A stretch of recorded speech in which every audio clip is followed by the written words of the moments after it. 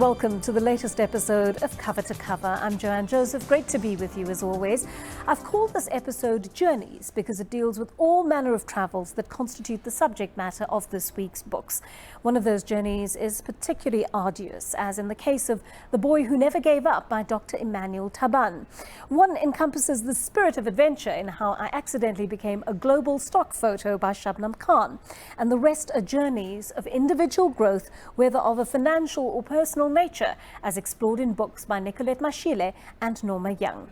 But I'm going to start with what was both a heartbreaking and uplifting read, The Boy Who Never Gave Up, a story of disadvantage yet determination. I'm so delighted to have the author, Dr Emmanuel Taban, with me today. Dr Taban, thank you so much for coming in to speak to me. Thank you, Joseph, for having me. Really lovely to have you. I want to go back to the beginning because the book is so vast. It covers so many different aspects of your life. But I want to start with your childhood, and that was a fairly pleasant childhood in Loka Round until it was disrupted and you had to move to the capital, Juba. But throughout your childhood, there is this kind of oppressive sense of fighters around you, whether it is government forces, whether it is rebel forces. Those are sort of ubiquitous presence in your life, posing a threat to your mother, to your family, to your childhood. Tell me a little bit about that, Dr. Taban. I think, sadly enough, the instability has been a major issue in Africa. And when I grew up, it was the same scenario where war was inevitable. People fighting over something or nothing. And of course, as you mentioned, when I grew up, my life was happy.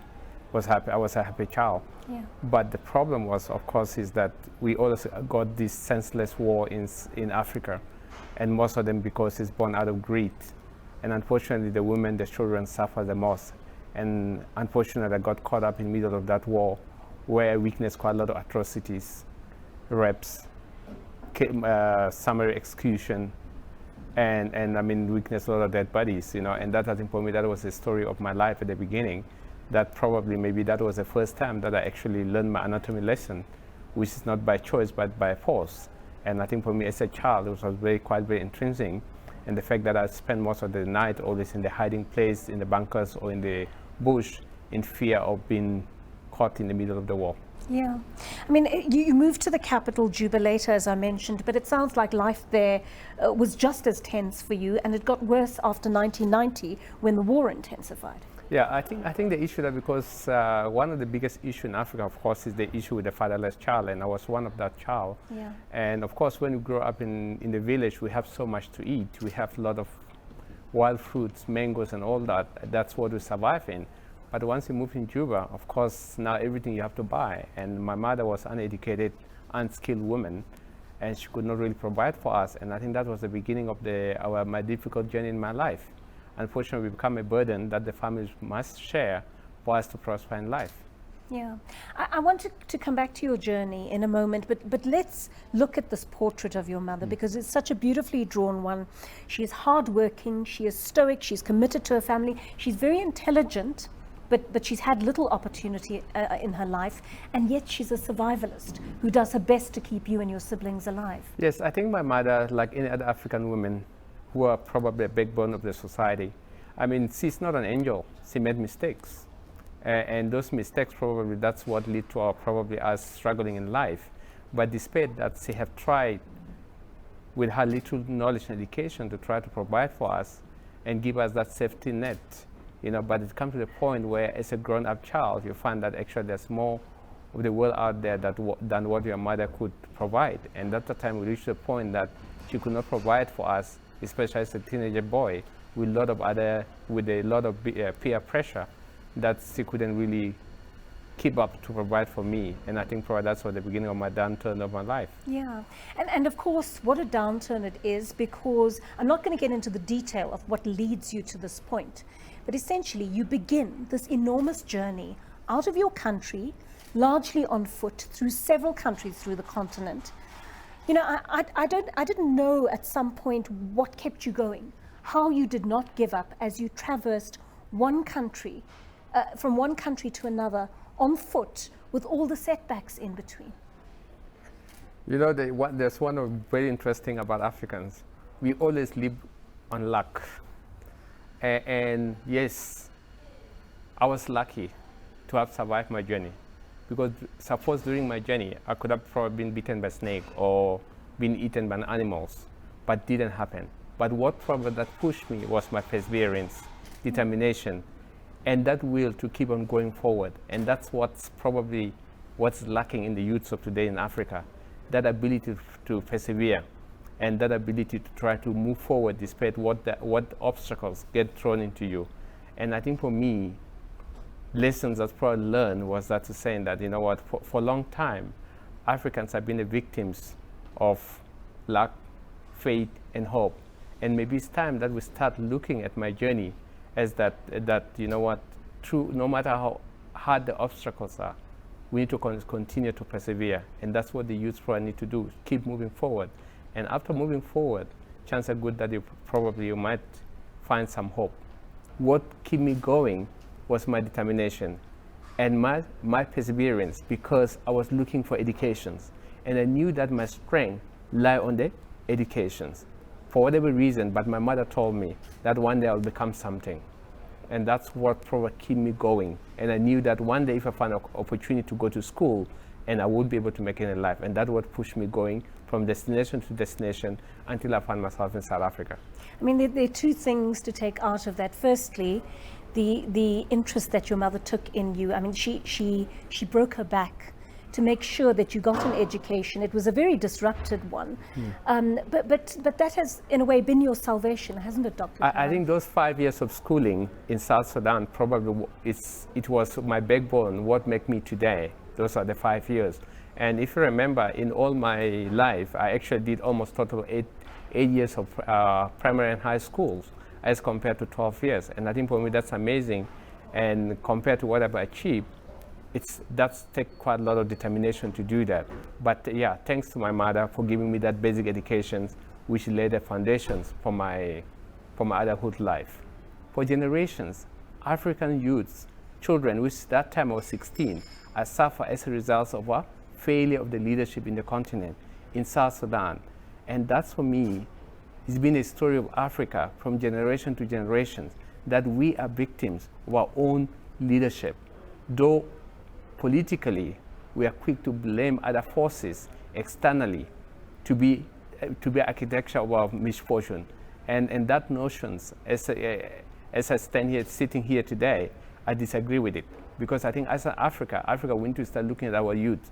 And I don't think at this current century that Africans, children, should be taking the journey that I took. Because I survived purely because of luck and perseverance. And we need to kind of remove that from our youth to make sure that the youths are skills, given opportunity, and also look after and develop so that they become the future of the country, not crossing borders, walking through dark roads, potholes to look for opportunity, or crossing the seas to try to find themselves in Europe. And I think for me that's where African problem is. So my grown up just expose that what African children today are going through. Thank you so much, Dr. Taban. Really inspiring speaking to you today. If overcoming fear is one of the central tenets of that novel, it has something in common with the next book we're about to explore. How I Accidentally Became a Global Stock Photo by Shubnum Khan explores that and a host of other topics in her light-hearted take on the unexpected and often strange adventures that shove her out of her comfort zone. I had a chat with her about how the book came about.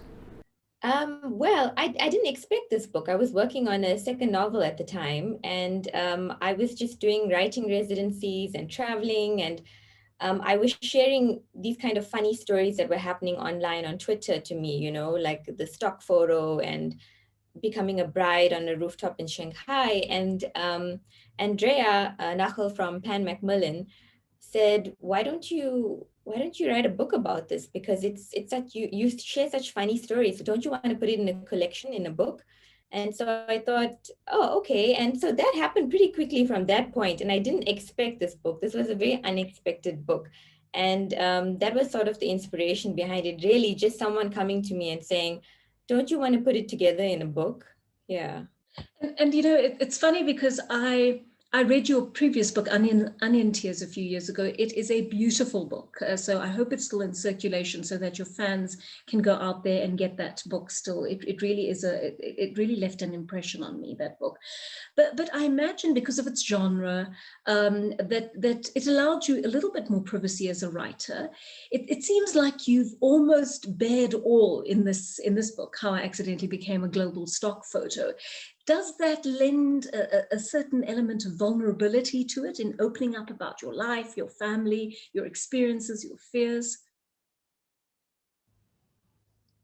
Yeah, I mean, I struggled with that part because I do say in the book I'm a private person, and then I end up talking about everything, my fears, my anxiety, my anxiousness about before I do anything. So yes, I had to be vulnerable to be able to write this book. And I didn't expect that when I started the book. I just thought it was going to be a collection of funny stories put together, and we're going to get it out there. And I realized when I was writing the book that I can only write the book and I can only share these stories if I share myself and I share who I am. Like, the book would have been impossible if I didn't tell you from the beginning about the kind of person I am and what I was scared of doing and what was hindering me and what I wanted to achieve.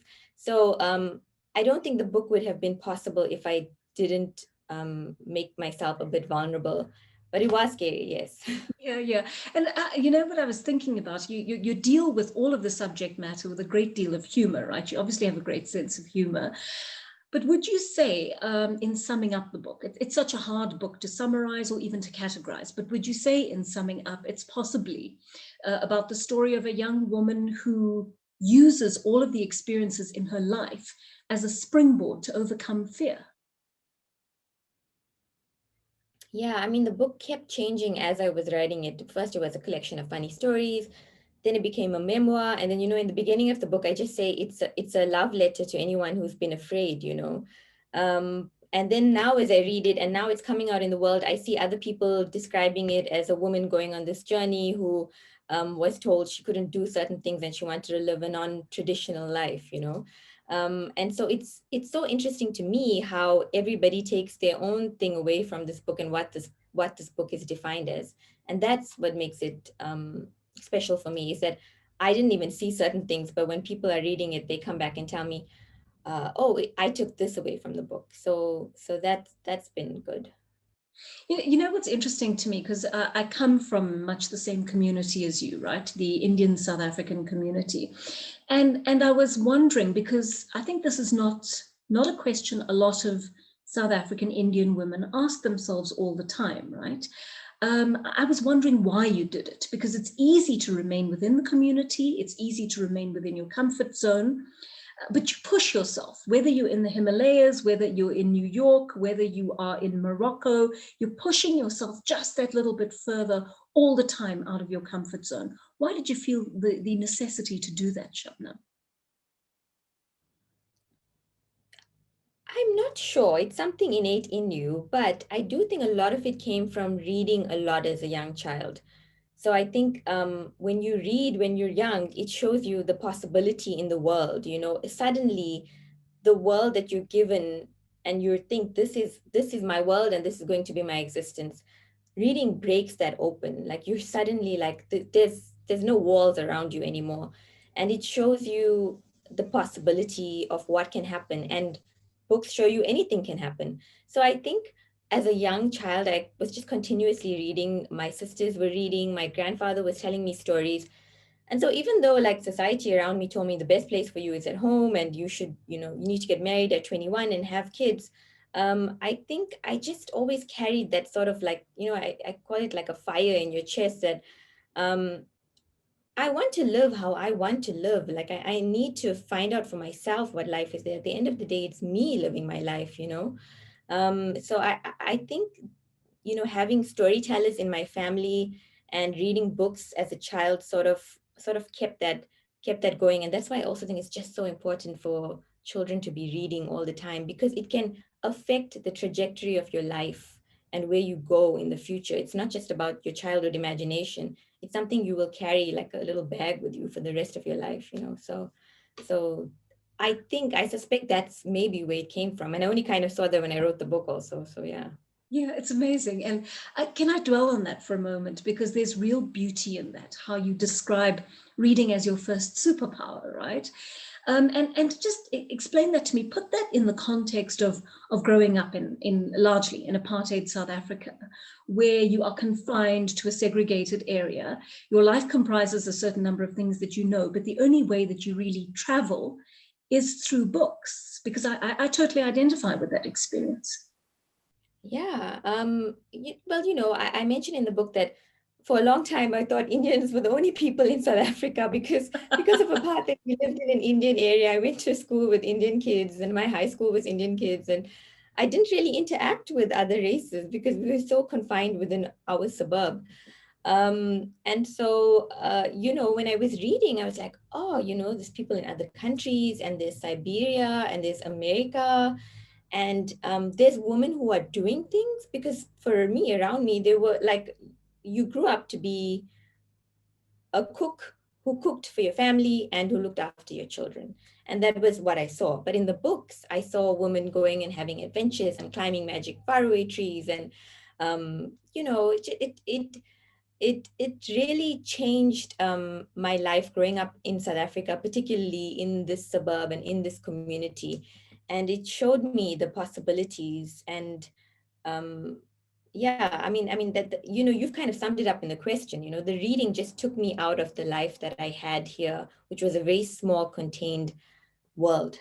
Yeah, yeah. I'm also I was thinking about people from other communities who are also holed up for all sorts of reasons, right? It may be socioeconomic factors, it may be political factors, it may be religious factors, it may be gendered factors. Do you think this book is going to have a broad appeal to everyone who finds themselves a little bit trapped by their own lives, their own identity, or their own milieu that they've been born into? Oh, yes, I hope so. That's kind of what I want the book to make people see, that other people will always tell you what to do and what path to take, and most people will end up doing it. But you have to follow what you feel is right for you. And so even for years, I was, it's not an easy thing to do. I'm just saying it, but for years I was depressed because I just felt all this pressure on me to be a particular type of woman, and I couldn't break out of it. And it is a small step by step by thing, and we have to talk about it, write books about it, and encourage people to, and I talk about it in the book, Finding the Edge, because people always tell you, don't go near the edge. The edge is dangerous. You don't want to see what's on the other side. Stay in the middle with everyone else.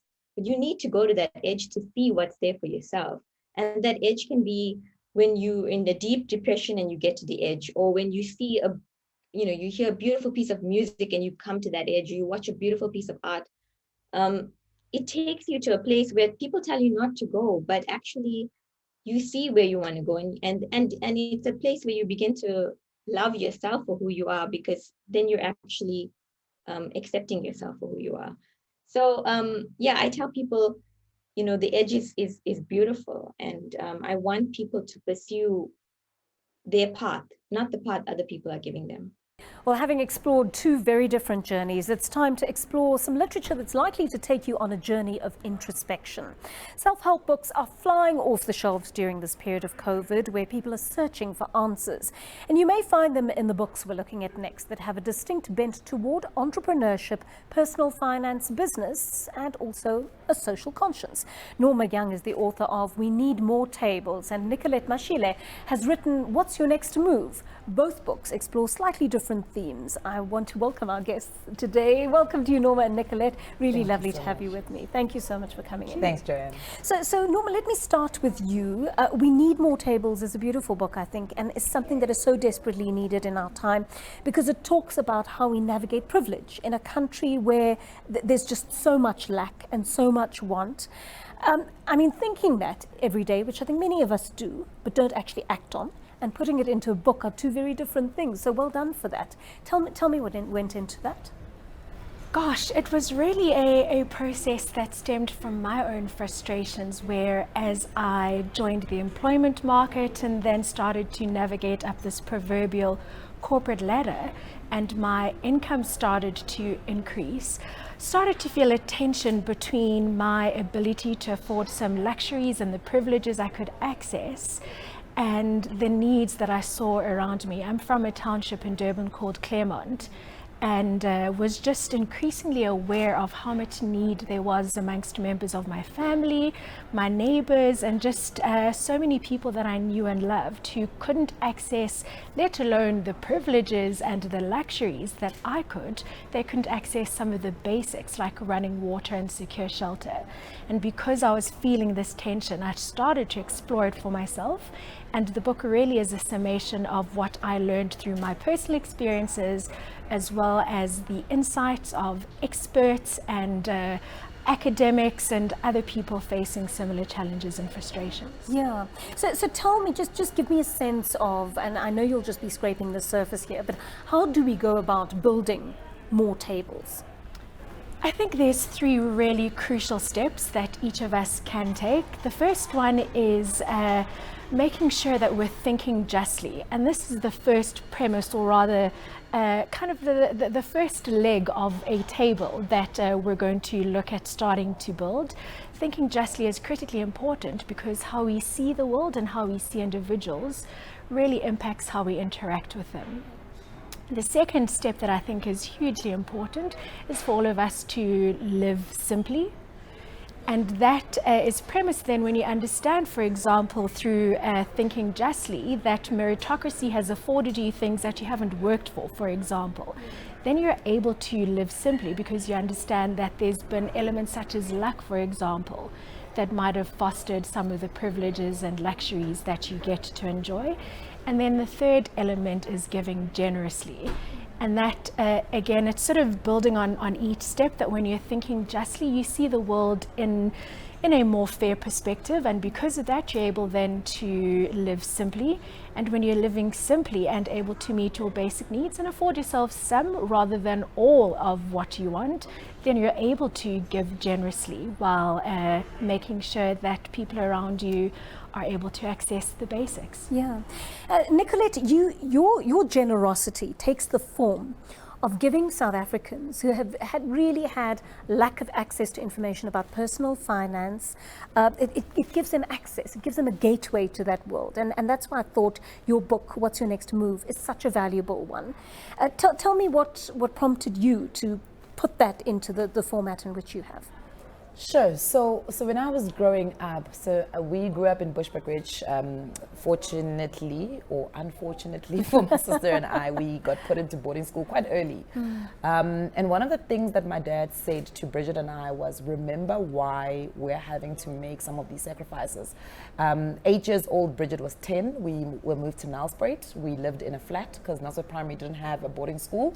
So you can imagine these 2 little kids can't speak English. So you're going to a multiracial English medium school for the first time. You are moving in with dad who, look, I mean, as a man, is not there most of the time. He's doing what he needs to do. So we are kind of bringing ourselves up. And every single time we have a conversation with my mom when we go home on the weekend, it's always a conversation about there is a bigger purpose for you guys to go out and do out there. And one of the things my dad always try to educate us on is go and get the information that our people cannot access. And I think that resonated with me for such a long time. In 2012, I became a teacher. Big mistake. You know, kids are not for all of us.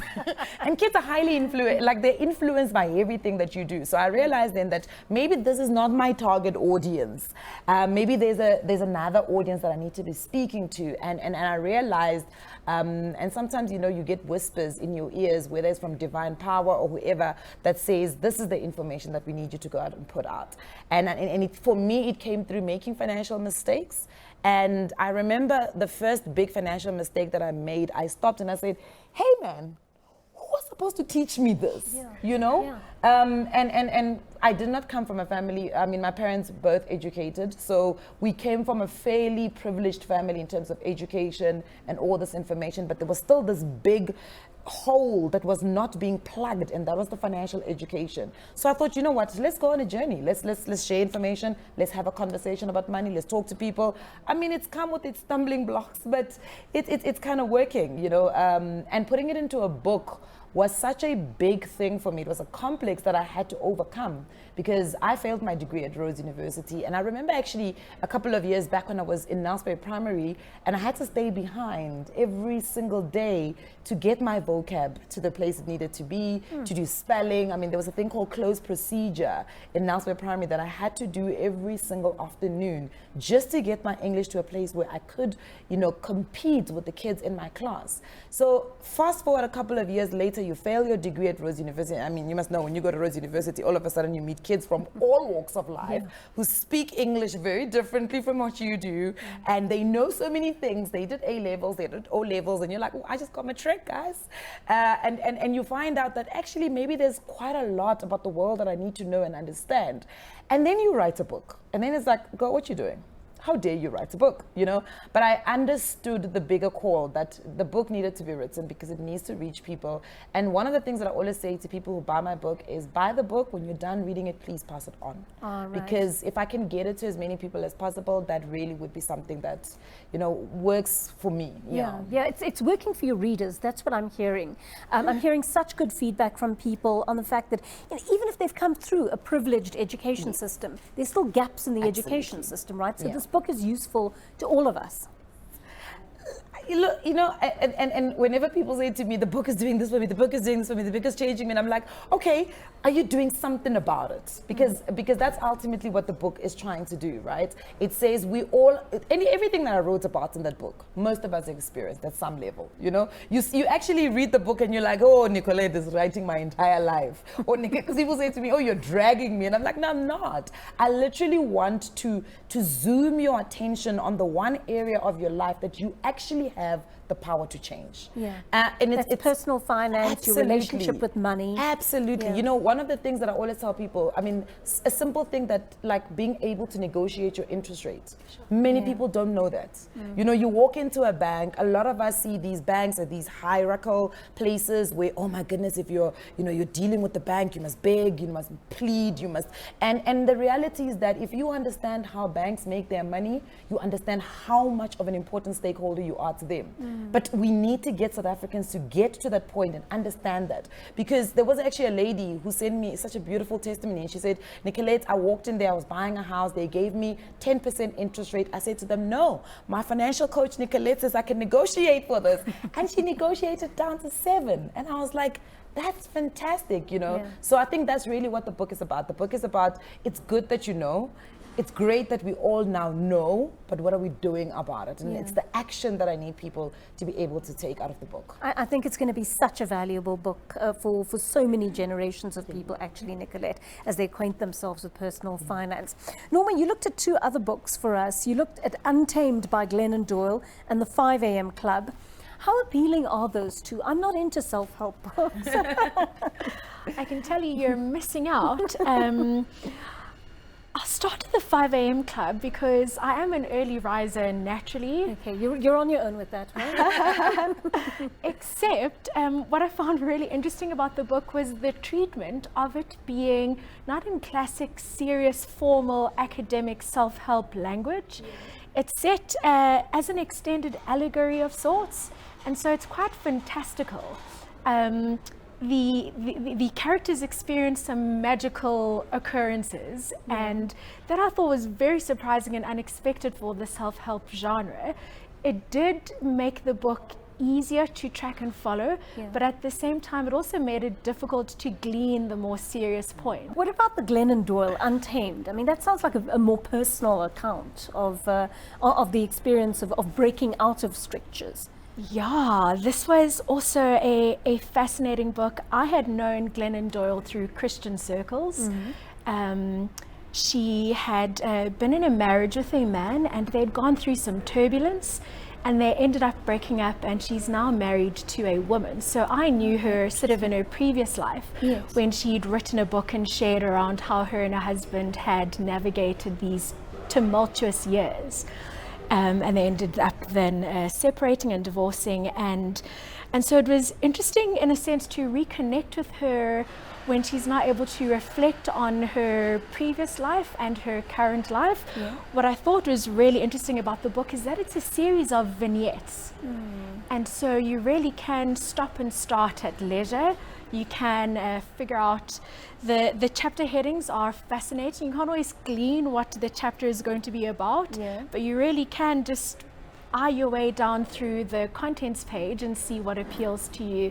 And each vignette is a standalone piece that either shares a life lesson or a recollection, a memory, conversation that she's had. And so it's a really light but impactful book that doesn't require you to sort of approach it as one tome. You can dip in and dip out at leisure. Okay, fantastic. Well, thank you so much for those detailed reviews. Nicolette, thank you for sharing your journey with us of creating What's Your Next Move. I know you're busy with a children's book right now. Hopefully we'll be able to speak to you about that in a short time. And Norma, we're waiting for more literature from you as well. I know We Need More Tables is not your only book. You've delved in during COVID to recipes and the cultural context of those, so waiting for more from you as well. No pressure. All coming in good time. Thank you both so much for joining me today. Thank you. So lovely having the ladies with us to actually talk us through what's the latest hitting the shelves and what you should be reflecting on if you're on that personal journey. Now remember you can go to www.exclusivebooks.co.za to get your hands on any of these books, or you can get them in store if you prefer. Eusebius McKaiser will bring you the next episode of Cover to Cover in 2 weeks' time. Till next time, from me, Joanne Joseph, take care. Bye-bye.